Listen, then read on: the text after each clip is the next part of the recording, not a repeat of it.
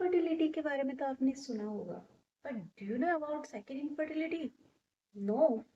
Let's talk about it. Second infertility बहुत ही common problem है, पर इसके बारे में बहुत ही कम लोग जानते हैं।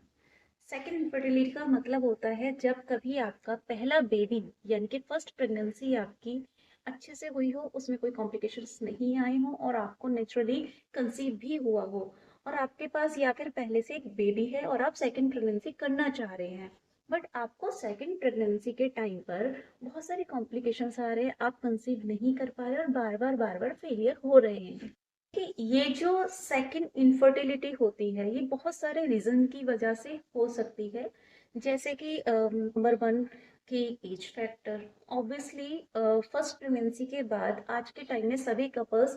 एक गैप लेना चाहते हैं, थोड़ा टाइम लेना चाहते हैं, और उसी टाइम के चलते उनकी एज काफी ज्यादा हो जाती है, जिसका इम्पैक्ट डायरेक्टली इनफर्टिलिटी पे पड़ता है और कंसीविंग में इश्यूज आने शुरू हो जाते हैं।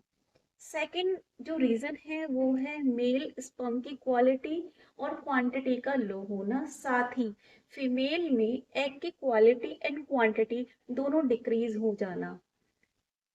तीसरा रीजन ये भी हो सकता है कि पहली डिलीवरी के टाइम, यानी अगर किसी महिला की फर्स्ट डिलीवरी हुई है वो सी सेक्शन यानी कि सिजेरियन के थ्रू हुई है, तो सी सेक्शन की वजह से कभी कभी महिलाओं को इन्फेक्शन हो जाता है, संक्रमण हो जाता है, जिसकी वजह से सेकंड टाइम कंसेप्शन में भी उनको फेलियर का सामना करना पड़ता है। फोर्थ रीजन हो सकता है पीसीओडी, पीसीओएस, जो कि महिलाओं में आम समस्या है, साथ ही फाइब्रॉइड्स का होना, चाहे वो बच्चेदानी में हो या फिर उनके ओवरी में हो, ट्यूब का ब्लॉक होना। ये कुछ कॉमन ऐसे रीजंस होते हैं जो बढ़ती उम्र के साथ महिलाओं में देखे गए हैं, और इसका डायरेक्ट इम्पैक्ट उनके फर्स्ट बेबी के बाद जब सेकंड बेबी करने जाते हैं तो उस पर उनको देखने को मिलता है। अगर सेकंड इनफर्टिलिटी से रिलेटेड आपको और भी जानकारी चाहिए और आप और कुछ भी जानना चाहते हैं तो आप मेरे साथ कनेक्टेड रहिए और मुझे पूछ सकते हैं।